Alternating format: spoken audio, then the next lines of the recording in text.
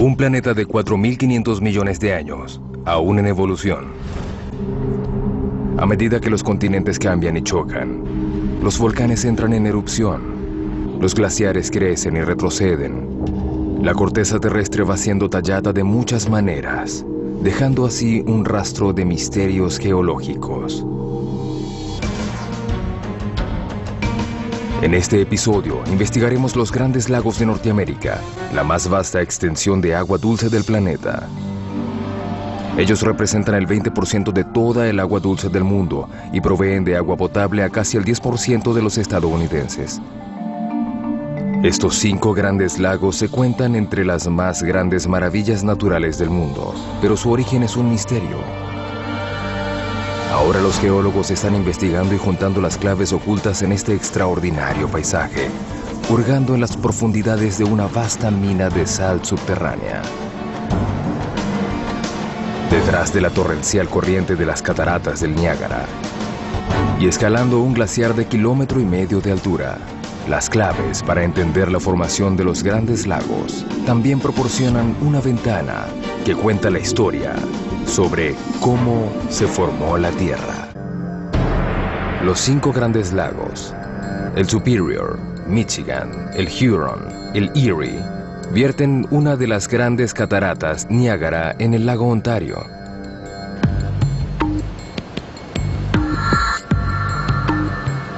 El poderoso torrente de las cataratas vacía hacia el mar el exceso de agua de 4 de los 5 grandes lagos.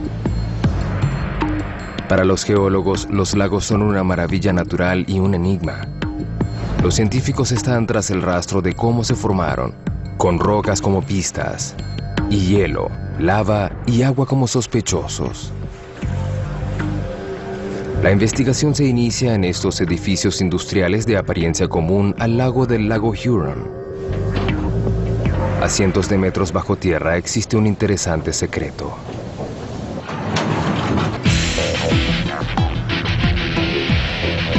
En las profundidades del lago Huron y también del lago Michigan se encuentran vastas minas de sal, talladas directamente debajo de estos lagos de agua dulce.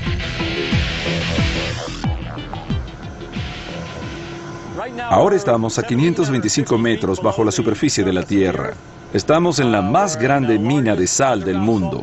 Y estamos debajo del lago Huron, un lago de agua dulce de gran extensión. Increíblemente, este depósito de sal fue descubierto por accidente. Estaban haciendo perforaciones petroleras y chocaron con la sal. Y ese fue el fin de la búsqueda de petróleo. Continuaron buscando sal. Este depósito de sal es la primera evidencia del investigador de que antiguamente hubo un mar en este lugar.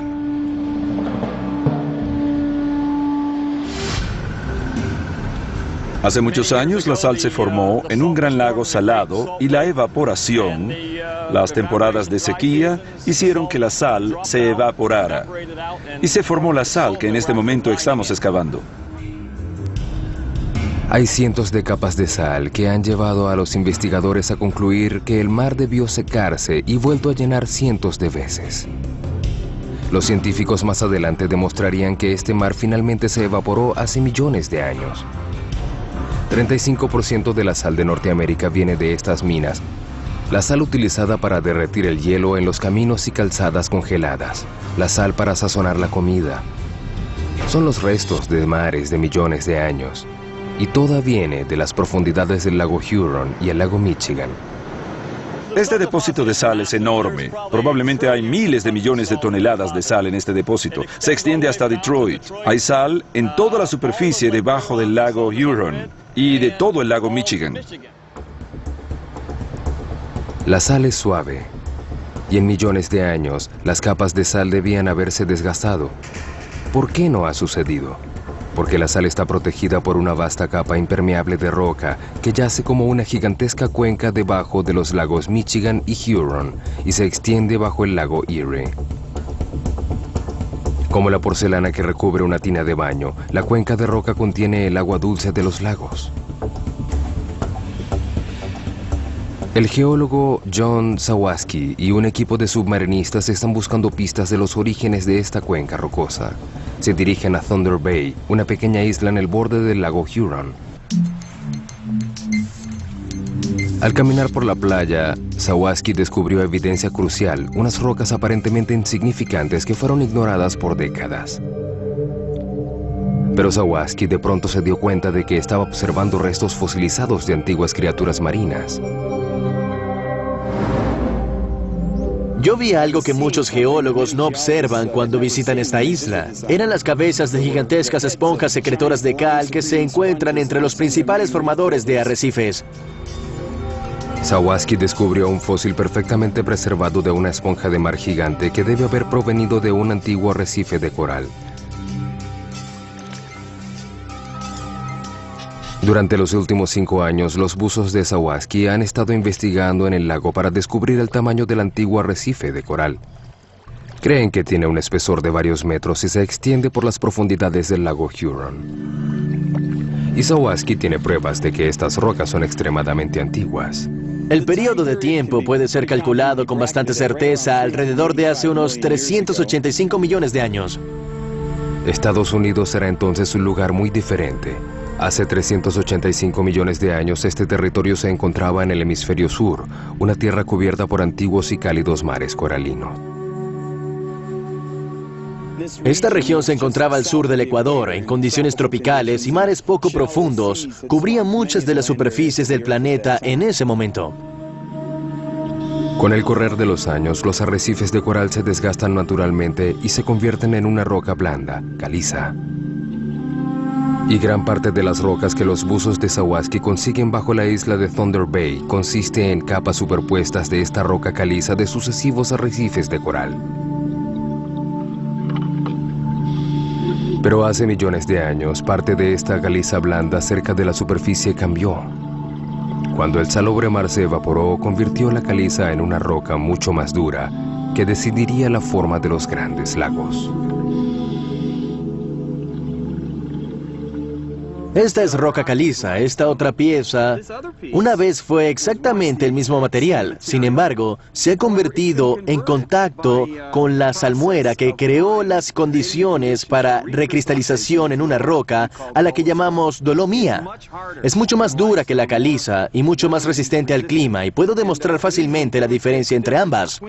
Carbonato de calcio y magnesio. Para mostrar la relativa dureza de las dos rocas, Sawatzky usa una herramienta esencial en el arsenal del geólogo: ácido. Déjeme colocar un poco de ácido aquí. El ácido rápidamente ataca y disuelve la roca blanda. Primero, ¿cómo reaccionará la caliza? Podemos ver una reacción muy violenta aquí. El gas de dióxido de carbono está saliendo liberado de la caliza. A continuación, la más dura dolomía.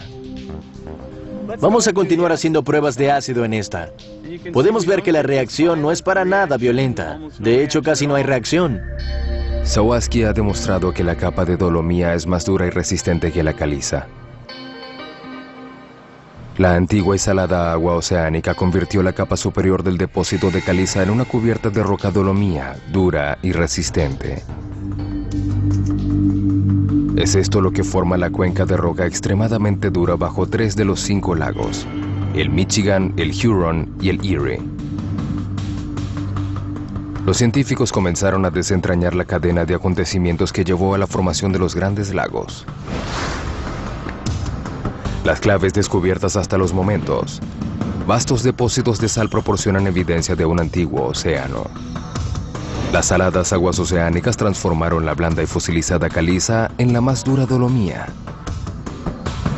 Esta forma la cuenca rocosa de los lagos Michigan, Huron e Erie. La punta de la cuenca rocosa, el borde, forma escarpados riscos que se elevan sobre estos 3 lagos. La inmensa muralla de piedra, llamada Escarpadura de Niágara, define los límites de esos lagos y hace posible uno de los espectáculos naturales más increíbles del mundo: las cataratas del Niágara.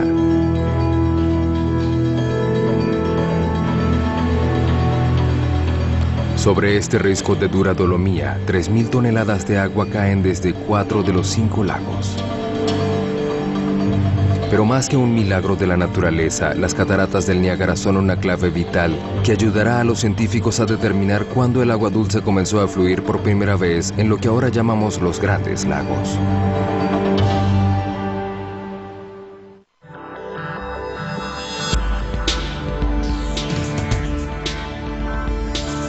Los Grandes Lagos de Norteamérica. Los geólogos han descubierto que 3 de los Grandes Lagos formaron una vasta cuenca rocosa, asentada en una antigua laguna. La pregunta es, ¿cuándo sucedió? Se cree que la respuesta puede encontrarse aquí, en las cataratas del Niágara. Detrás de esta cortina de agua se encuentra la evidencia de cuándo se formaron los lagos. Tal como se desborda una tina, el exceso de agua de 4 de los 5 lagos, el Superior, el Michigan, el Huron y el Erie, se derraman por las cataratas en el lago Ontario. Y toda esta agua está cambiando los lagos, cambios que pueden ser medidos y utilizados para calcular la edad de los propios lagos. Las cataratas fueron estudiadas por primera vez por uno de los luchadores de la geología moderna, Charles Lyell. Lyell, quien fue pionero en el entendimiento de los secretos de la Tierra, se sentía intrigado por el concepto de tiempo geológico. Charles Lyell vino a la región de Niágara a mediados del siglo XIX e hizo muchas observaciones importantes en las cataratas del Niágara. Lyell se basaba en el principio de que lo que vemos hoy puede ser utilizado como ejemplo de lo que sucedió en el pasado. Lyell creía que el mundo no se había formado en unos pocos días, ni siquiera años, sino que había ido cambiando lentamente en el curso de miles de millones de años. Esto contradecía el tiempo mucho más corto que los estudiosos bíblicos decían que el mundo tenía de existencia. Pero Lyell se dio cuenta de que un dramático cambio geológico estaba sucediendo enfrente de sus ojos en las cataratas del Niágara. Si podía medirlo, podría calcular la edad de las cataratas. La técnica de Lyell fue brillantemente simple. Él se dio cuenta de que bajo las cataratas había una gran garganta que los locales decían que crecía en longitud a medida que el agua desgastaba el saliente de las cataratas. Decían que las cataratas se movían lentamente corriente arriba. Si nos dirigimos a la base de las cataratas, veremos por qué la superficie del acantilado se está desgastando. Las cataratas están formadas por un acantilado cubierto por un saliente de la misma dolomía dura, creada, como hemos visto, por el agua de mar. Bajo la dura cubierta de dolomía se encuentra una capa de roca mucho más suave, llamada pizarra. A medida que el agua choca contra la dolomía, erosiona la blanda pizarra que se encuentra debajo de la dolomía y los bloques caen de la superficie. A la derecha podemos ver los grandes bloques de dolomía que han caído en el fondo de la catarata.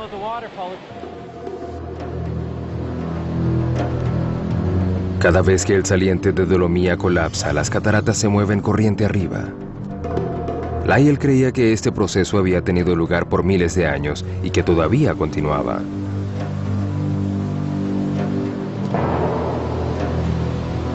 Y se había iniciado cuando los lagos se formaron, cuando el agua comenzó a desgastar el saliente de dolomía en las cataratas. Para descubrir la edad de las cataratas del Niágara, lo único que Charles Lyell necesitaba era matemática simple. Se dio cuenta de que las cataratas habían comenzado en la escarpadura del Niágara, que tiene 35.000 pies. Así que si las cataratas retrocedían un pie al año y se habían retirado 35.000 pies, eso le daba una edad de 35.000 años para llegar a su posición presente. El cálculo de Lyell se basaba en simples medidas, pero la suposición fue errónea. Él pensó que las cataratas estaban retrocediendo 30 centímetros al año, pero hoy tenemos mejores registros para el estudio. Esta placa señala a Table Rock, que es donde se encontraban las cataratas a principios del siglo XIX. Desde entonces han retrocedido 600 pies a mi derecha. Así que en los últimos 200 años, las cataratas han retrocedido firmemente a una increíble tasa, no de 30 centímetros, sino de 1 metro al año. Así que en lugar del cálculo de Lyell, de 35.000 años de edad, las cataratas del Niágara tienen un tercio de esa cifra, solo 12.000 años. Es apenas un pestañeo en los 4.500 años de historia de este planeta. En la búsqueda de lo que creó a los grandes lagos, los científicos ahora tenían una clave crucial, la edad de uno de los elementos claves. Nacidas al mismo tiempo, las cataratas son el excedente de agua de todos los lagos superiores vertidos en el lago Ontario y en el mar. Así que sin las cataratas solo han existido por unos 12.000 años. Eso significa que los lagos en sí deben ser increíblemente jóvenes. Ahora que los científicos tenían resuelto el asunto de cuándo se habían creado los lagos, la siguiente pregunta era ¿cómo? ¿Qué fuerza poderosa podía haber creado no uno, sino 5 inmensos lagos? Una fuerza tan poderosa tenía que haber dejado evidencia incriminatoria a lo largo de la región.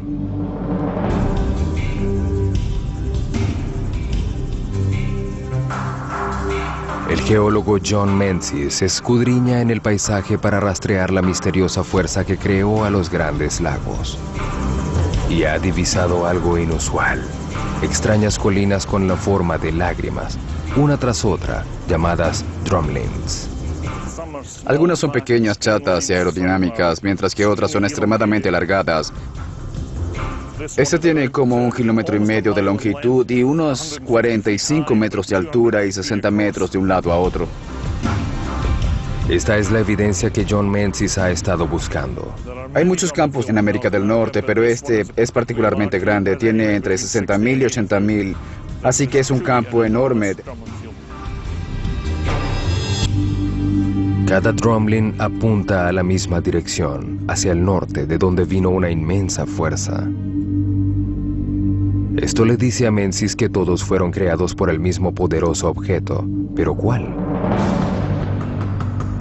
La respuesta está a 6.500 kilómetros en los Alpes suizos. Aquí es fácil ver al culpable: el hielo y la nieve. Suiza alberga los glaciares más grandes de Europa, esos ríos gigantes de hielo que fluyen hacia los valles de las montañas.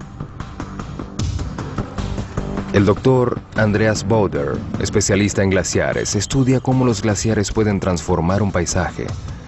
Lo que él descubrió aquí podría señalar cómo se crearon los grandes lagos. Medimos el movimiento del hielo. El reflector refleja la señal del láser que viene de un teodolito que está en la posición de esta estaca. Y luego podemos calcular el movimiento. Mis colegas aquí están abriendo agujeros en la base del glaciar para instalar instrumentos y entender cómo el glaciar está cambiando. Las mediciones de Bauder revelan que este glaciar se mueve más de 3 metros al mes. Aquí un glaciar aparentemente estacionario aparece moviéndose montaña abajo, grabado con tomas fotográficas a intervalos por más de un año. Para averiguar qué lo impulsa, Bauder escala hasta la cima del glaciar. Este tiene miles de años y casi 1,5 kilómetros de espesor en algunos lugares. El hielo con un espesor de 1,5 kilómetros pesa la colosal suma de 3.800 millones de toneladas por milla cuadrada. Ese es el peso de 59.000 supertanques totalmente cargados. Este inmenso peso es lo que hace a los glaciares una fuerza para tener en cuenta. El peso es lo que lentamente empuja el glaciar hacia el valle, recogiendo todo a su paso, incluyendo rocas y desechos. Las rocas actúan como las hojas de una topadora gigante, escudriñando la tierra y cavando gran cantidad de roca y suelo. Pero cuando la temperatura se eleva, los glaciares se derriten, retirándose hacia arriba y dejando rocas y desechos tras de sí en enormes montones. Así fue como se formaron los drumlins de Norteamérica, que tienen forma de lágrima. Fueron excavados y dispuestos por un todopoderoso glaciar.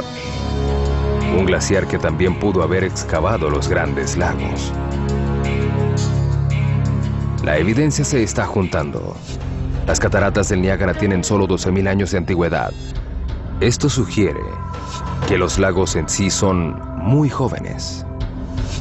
La presencia de miles de drumlins apunta a que el hielo excavó los grandes lagos.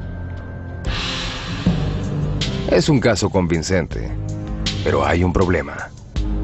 Los grandes lagos cubren un área 5 veces mayor que Suiza, y no se sabe que ningún glaciar de ese tamaño haya existido alguna vez. Los geólogos estaban buscando algo más poderoso que pudiera haber creado tan enorme destrucción. Una especie de monstruo prehistórico merodeando por Norteamérica.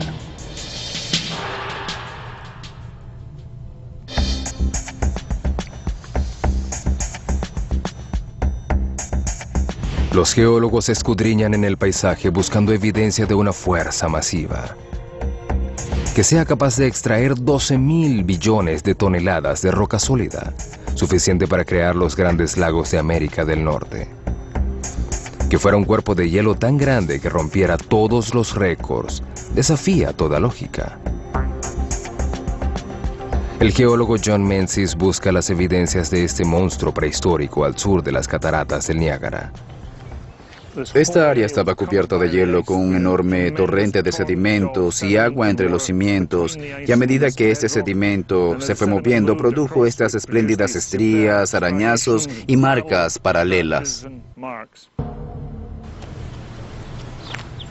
Y hay otra pista, gigantescos peñones de una dura roca cristalina llamada granito. Estas enormes y macizas rocas se asientan en terrenos planos y arenosos. No deberían estar aquí. Esto es a lo que nos referimos como un peñón errático. Es granito, pesa de 80 a 100 toneladas. Debió estar congelado en la base del hielo y luego fue transportado como en una especie de correa hasta esta parte del sur de Ontario, unos 6.500 a 8.000 kilómetros desde el escudo canadiense. Cuando el hielo retrocedió y finalmente se derritió, este peñón quedó asentado como podemos verlo hoy. Peñones erráticos que se movieron cientos de kilómetros desde el norte de Canadá, marcas en los cimientos y drumlins. La evidencia está clara. En algún momento hubo hielo aquí, mucho hielo. Los geólogos cartografían estos elementos y una extraordinaria imagen emerge, no de un glaciar, sino de un vasto manto de hielo de 1,5 kilómetros de espesor y más de 3 kilómetros de longitud. Se extendió desde el Polo Norte hacia el sur hasta Chicago y Nueva York, dejando una estela de destrucción a su paso. Esta fue una fuerza suficientemente poderosa para crear los grandes lagos. Pero incluso esta vasta capa de hielo no podría haber excavado cuencas de casi 400 metros de profundidad. Pareciera que el culpable no estaba actuando solo. Los acantilados de Scarborough, a solo 30 metros del lago Ontario. John Menzies ha visto un depósito inusual en la cara del risco, capas de roca que le proporcionan una especie de máquina del tiempo geológica. Mientras más profundo observa, más atrás en el tiempo se remonta. Podríamos decir que es una travesía por los últimos 60.000 años de historia geológica en esta parte de Canadá.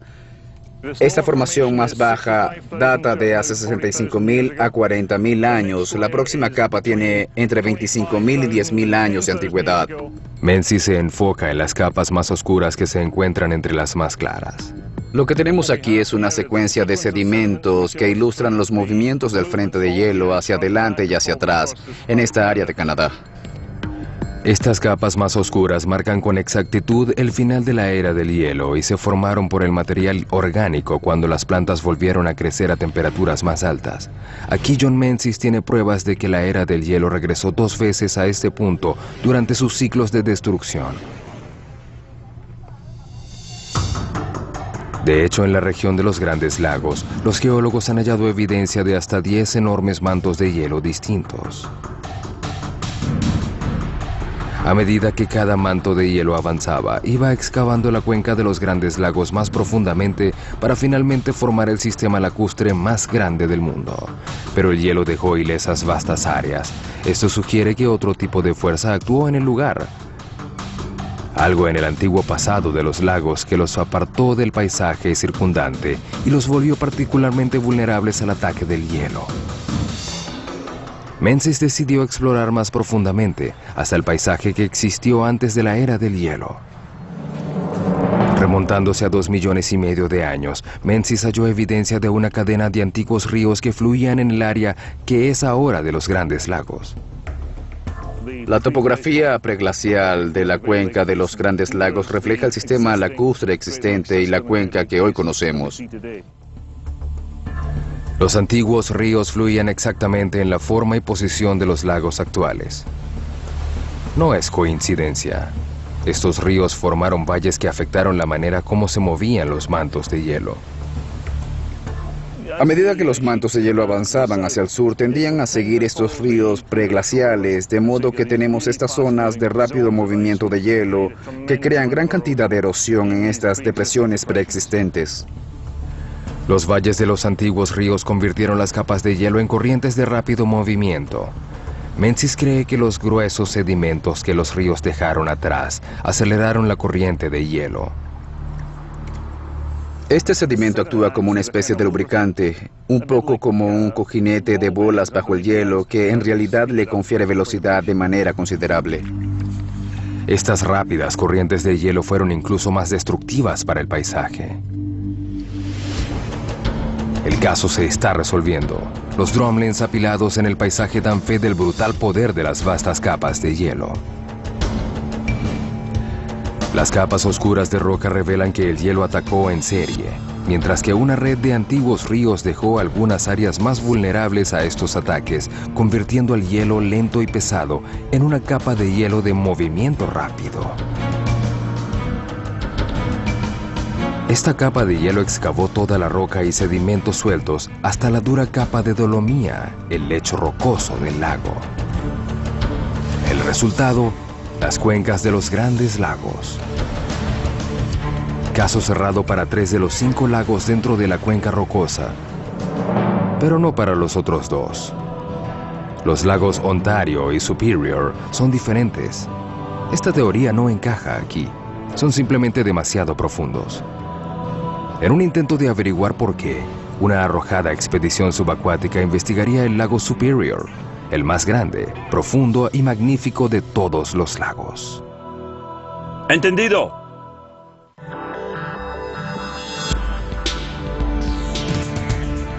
La investigación continúa para descubrir qué formó los Grandes Lagos de Norteamérica. Los geólogos han encontrado interesante evidencia de que los lagos centrales yacen en una vasta cuenca rocosa donde se encontraba una antigua laguna, excavada por un manto gigante de hielo. Pero cuando se trata del lago Superior, esta teoría no encaja. El más grande de todos, con una profundidad de casi 400 metros, casi podría hundir al Empire State. Y yace fuera de una cuenca rocosa. El lago Superior no es solo más profundo que los otros lagos. Su lecho es el terreno más bajo del subcontinente norteamericano. Más de la mitad de este enorme lago se encuentra bajo el nivel del mar. La pregunta es, ¿por qué? El geólogo canadiense Harry Halls estaba convencido de que la explicación se encontraba en el fondo del lago. Se dio la oportunidad de estudiar un área muy remota del lago, casi en su centro geométrico, que se llama el Bajío del Superior. Nadie sabía qué rocas estaban allí y no sabían por qué el área estaba allí. En el verano de 1987, Halls lideró una expedición a las inexploradas y oscuras profundidades del lago. Bajamos, nos llevó unos 15 minutos llegar abajo. Todo se puso totalmente negro, las únicas luces eran las del submarino.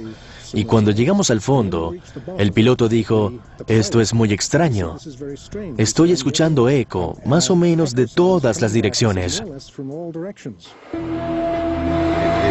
Casi se ve vertical. Está vertical. Hay más que vertical y se eleva por encima de nosotros. En la profundidad del centro del lago, en la frontera entre Canadá y Estados Unidos, Halls se encontró con una extraña formación rocosa. El piloto dijo, parece que aquí hay una especie de chimenea o algo por el estilo. No estoy seguro qué es. Halls y su sumergible estaban en un profundo cañón a 360 metros bajo la superficie. Intrigado, echó un vistazo mucho más cercano a las paredes del cañón. Y a medida que fuimos escalando, comenzamos a ver estrías como estas. Eran verdaderas estrías de glaciar en lo que presumiblemente era un cañón. Seguimos ascendiendo por la pared vertical. Halls había descubierto un vasto cañón, lleno de estrías o arañazos del glaciar que había excavado el cañón. Pero fue el tipo de roca lo que proporcionó la clave para la excepcional profundidad del lago Superior. Él utilizó los brazos robóticos del sumergible para tomar muestras de rocas de las paredes del cañón. El cañón estaba hecho de oscuras rocas de basalto. El descubrimiento de esta roca le dio un giro sorprendente a la investigación. El basalto solo podría haberse formado debido a una intensa actividad volcánica. Se crea cuando el magma ardiente de las profundidades de la Tierra aflora a la superficie. Hace 1000 millones de años una inmensa fuerza separó la corteza terrestre, formando una fosa tectónica.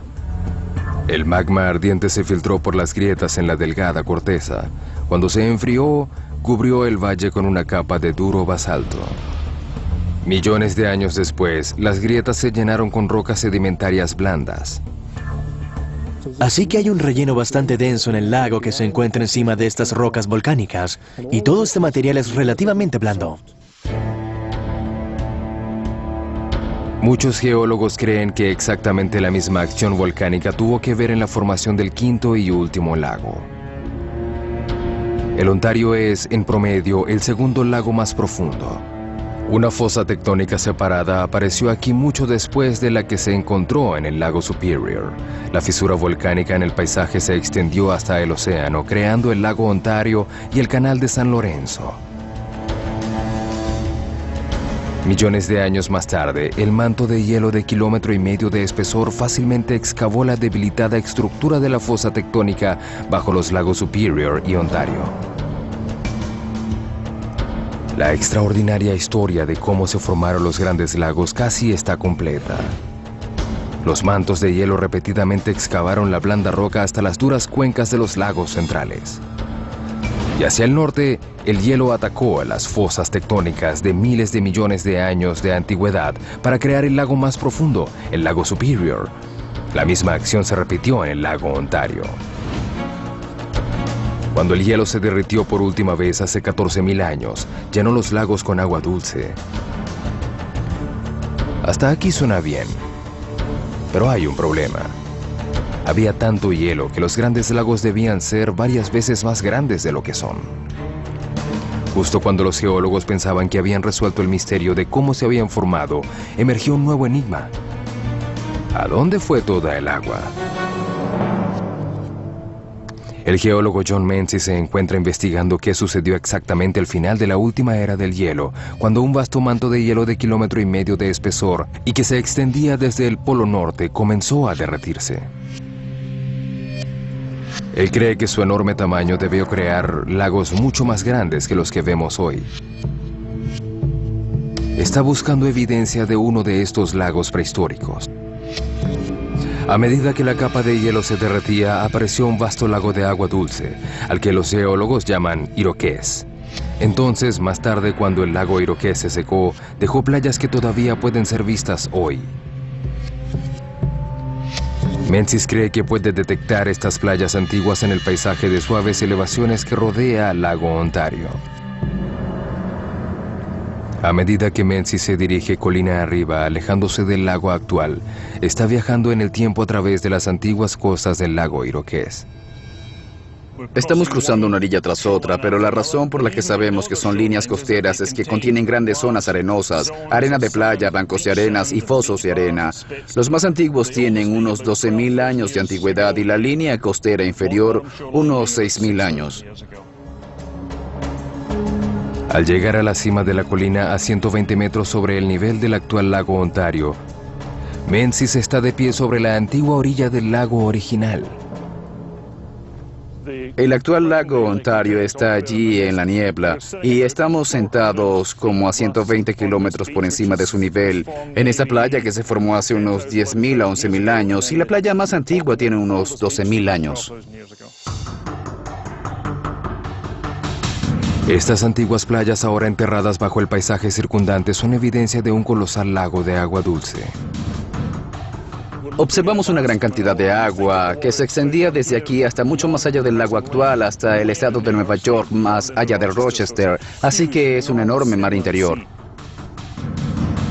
A pesar de su tamaño, los grandes lagos actualmente son una pequeña fracción de estos enormes lagos prehistóricos. Pero el agua se ha desvanecido. Los geólogos quieren saber cómo se vaciaron. A 80 kilómetros de Toronto, en el cañón del río India, Menzies encuentra el rastro de los desaparecidos torrentes de agua. Muy bien, lo que tenemos aquí es una enorme cima subglacial que se formó por el agua existente bajo la capa de hielo. Típicamente se forma cuando una gran bola de hielo se sitúa alrededor de estos vórtices torrenciales. Al derretirse, el agua está llena de peñones y sedimentos, y es entonces cuando empieza a abrirse paso por la superficie. Estos cimas son evidencia de una inundación catastrófica. Enormes volúmenes de agua se mueven a alta velocidad. Esta corriente de agua necesitaba una ruta de escape, y Menzies cree que encontró el lugar. Esto era un enorme torrente, quizás unos 3 kilómetros, de unos 60 a 90 hasta 120 metros de profundidad, moviéndose a increíble velocidad. Cerca, en una escarpada garganta, hay más evidencia del aterrador poder del torrente de agua. La que queda hoy no podría haber cortado tan enorme cantidad de roca. Y lo que queda es lo que llamamos una corriente inadaptada, que es el relativamente pequeño río India, que, si se quiere, es el remanente de esa enorme corriente torrencial.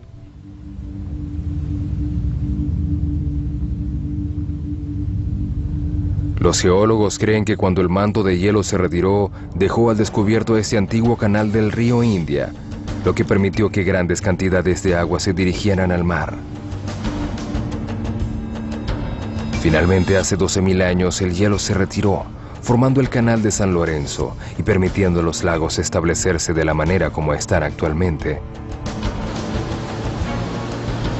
La historia de los grandes lagos está tomando forma. Los mantos de hielo repetidas veces cavaron profundas cuencas, haciendo aflorar los puntos débiles en la corteza terrestre. Las playas prehistóricas muestran que cuando las capas de hielo finalmente se derritieron, el agua inundó las cuencas para crear vastos superlagos, como el Iroqués. Cuando el hielo finalmente se derritió hace 12.000 años, el exceso de agua se secó, dejando los grandes lagos tal y como los conocemos hoy.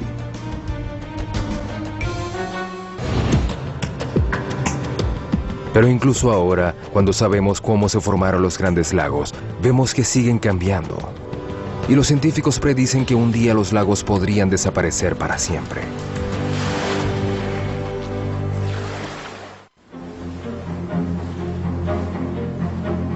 Los grandes lagos evolucionaron en más de 1.000 millones de años. Hoy son un enlace vital entre las ciudades que los bordean y el mar. Proporcionan agua potable a más de 20 millones de personas e irrigan las cosechas a lo largo del Medio Oeste. Pero en los últimos años se ha empezado a temer por su futuro. Los niveles de agua están cayendo. La gente que ha trabajado en los lagos por años cree que ya el cambio puede apreciarse. Hemos notado una drástica caída en los niveles del agua justo después del fin de semana largo de septiembre, cuando el nivel de agua descendió 30 centímetros y durante el resto del otoño descendió otros 60 centímetros. Podemos darnos cuenta por el tono más rosado o más brillante de la roca frente a la roca típicamente expuesta al clima. Allí vimos un claro ejemplo de cómo el agua ha descendido entre 1 metro y 1,20 metros.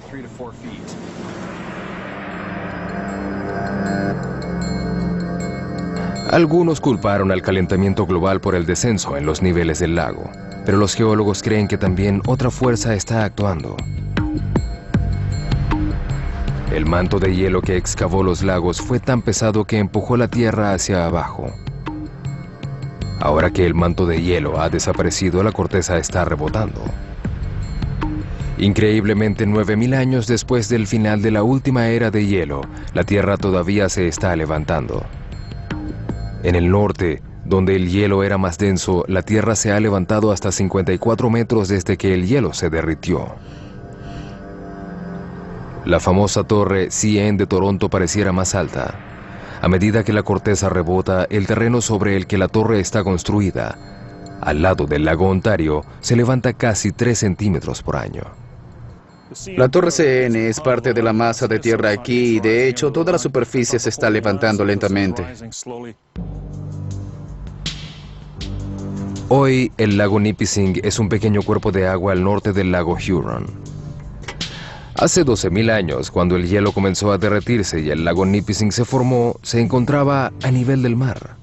El lago Nipissing era enorme y cuando se produjo el rebote de la Tierra, se secó, la Tierra ascendió lentamente, así que la Tierra está ahora entre 120 y 135 metros sobre el nivel del mar. Los geólogos llaman a esto rebote cortical y afecta dramáticamente el delicado balance de la red de pequeños ríos que alimentan los lagos. Esto es un interesante ejemplo si pensamos en intentar explicar el rebote cortical. Observemos el río que fluye hacia el lago en este momento. Si tuviéramos rebote cortical, la Tierra ascendería y el río dejaría de fluir hacia este lago. Este rebote cortical es parcialmente responsable del descenso del nivel de los lagos. A medida que los lagos se vacían, su peso también disminuye, permitiéndole a la corteza ascender aún más rápido.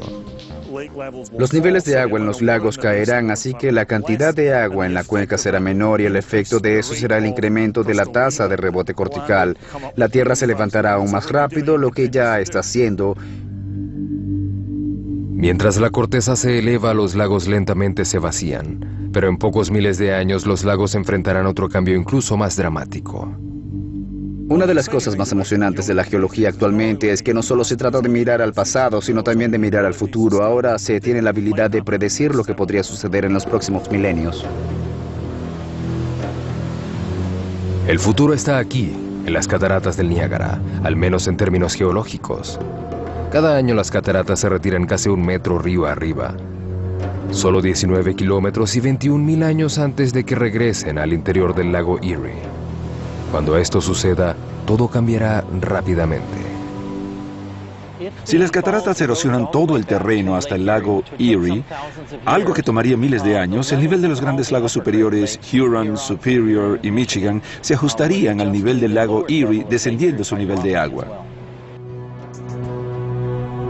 La tierra entre las cataratas y los lagos actúa como un bloque.